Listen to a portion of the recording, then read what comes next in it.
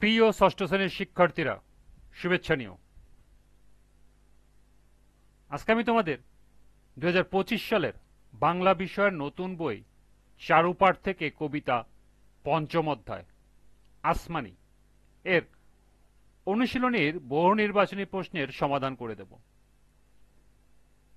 প্রথমে তোমাদের বলবো, যারা আমার চ্যানেলটি সাবস্ক্রাইব করো নাই তারা আমার চ্যানেলটি সাবস্ক্রাইব করবে এবং আমার সাথে থাকবে। তাহলে চলো আমরা ক্লাস শুরু করি। আসমানি কবিতার বহু নির্বাচনী প্রশ্ন। লক্ষ্য করো, পাঠ্য বইতে 4টি বহু নির্বাচনী প্রশ্ন দেওয়া আছে। প্রথমে এই 4টি বহু নির্বাচনী প্রশ্নের সমাধান করব, এরপর আরো সম্ভাব্য কিছু বহু নির্বাচনী প্রশ্ন দেখব এবং তার সমাধান করব। পাঠ্য বইয়ের বহু নির্বাচনী প্রশ্ন 1, বুকের কখানা হাড় কিসের সাক্ষী দেয়? ক অনাহারের, খ অসুস্থতার, গ কান্নার, ঘ উপহাসের। সঠিক উত্তর ক অনাহারের। 2, আসমানির মুখে হাসি নেই কেন? ক ছেঁড়া জামার কারণে, খ দারিদ্রতার কারণে, গ ঘর নড়বড় বলে, ঘ অসুস্থ বলে। সঠিক উত্তর খ দারিদ্রতার কারণে। উদ্দীপকটি পড়ো এবং 3 এবং 4 নং প্রশ্নের উত্তর দাও। মিষ্টি মেয়ে ময়না, হাসি আনন্দের মধ্য দিয়ে সে বেড়ে ওঠে। হঠাৎ করে তার বাবা মারা গেলে সে ও তার মা দিশেহারা হয়ে পড়ে। অভাবের তাড়নায় ময়নার হাসি আনন্দ আজ মলিন। 3, উদ্দীপকের ময়না ও আসমানি কবিতায় আসমানির মধ্যে মিল রয়েছে: 1 পরিণতিতে, 2 বিবেচনায়, 3 স্বজন হারানোতে। কোনটি সঠিক? ক 1 ও 2, খ 1 ও 3, গ 2 ও 3, ঘ 1, 2 ও 3। সঠিক উত্তর ক 1 ও 2। 4, উদ্দীপকে আসমানি কবিতায় কোন বিষয়টি প্রতিফলিত হয়েছে? ক প্রকৃতি, খ দারিদ্র, গ দায়িত্ব, ঘ হতাশা। সঠিক উত্তর খ দারিদ্র। এই ছিল পাঠ্য বইয়ের 4টি বহু নির্বাচনী প্রশ্ন। এবার সম্ভাব্য কিছু বহু নির্বাচনী প্রশ্ন।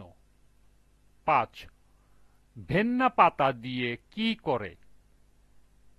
ক গরিব মানুষ এ গাছের পাতা রান্না করে খায়, খ গরিব মানুষ এ গাছের পাতা ওষুধ হিসাবে ব্যবহার করে, গ গরিব মানুষ এ গাছের পাতা ঘরের ছাউনি হিসাবে ব্যবহার করে, এবং ঘ উপরে কোনোটি নয়। সঠিক উত্তর গ গরিব মানুষ এই গাছের পাতা ঘরের ছাউনি হিসাবে ব্যবহার করে।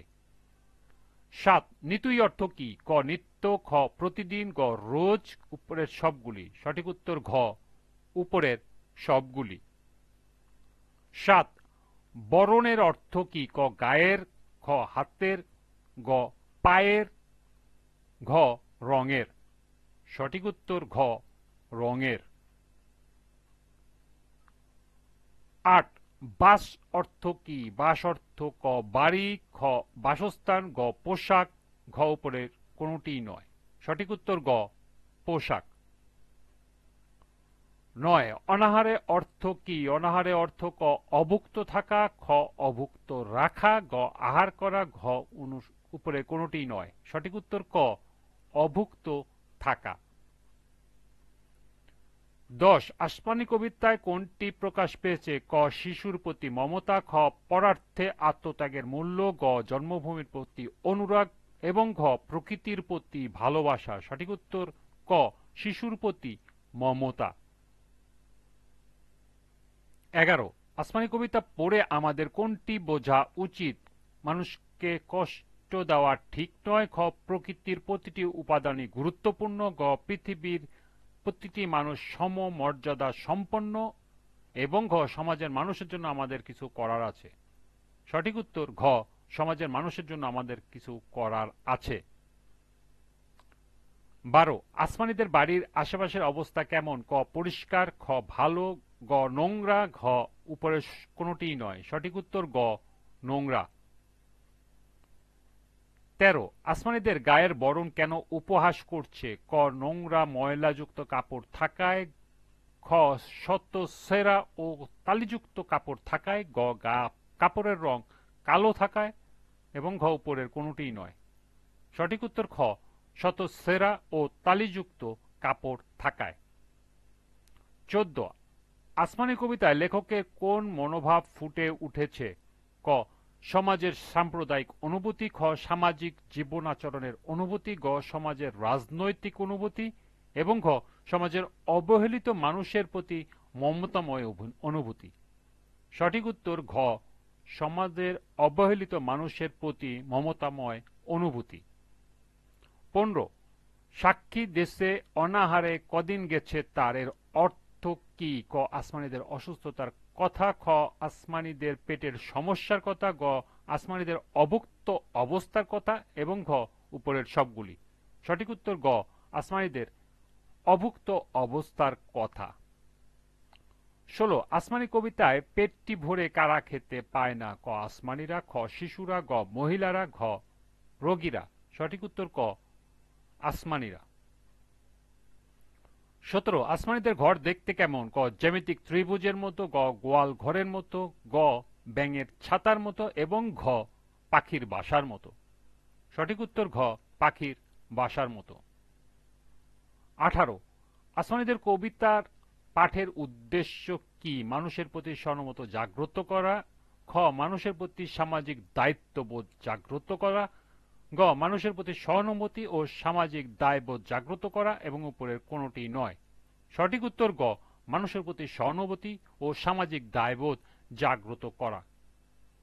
19 জসীমউদ্দীন জন্মগ্রহণ করেন ক 1902 খ্রিস্টাব্দে, খ 1903 খ্রিস্টাব্দে, গ 1904 খ্রিস্টাব্দে এবং ঘ 1905 খ্রিস্টাব্দে।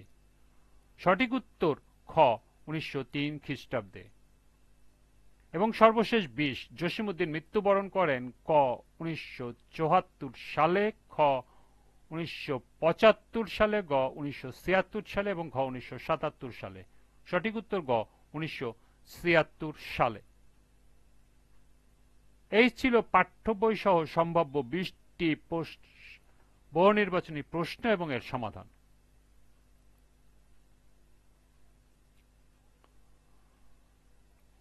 আজকের ক্লাসটি এ পর্যন্তই। পরবর্তী ক্লাসে সৃজনশীল প্রশ্নের সমাধান করে দেব। সবাইকে আবারও বলছি, যারা আমার চ্যানেলটি সাবস্ক্রাইব করো নাই তারা আমার চ্যানেলটি সাবস্ক্রাইব করবে এবং আমার সাথে থাকবে।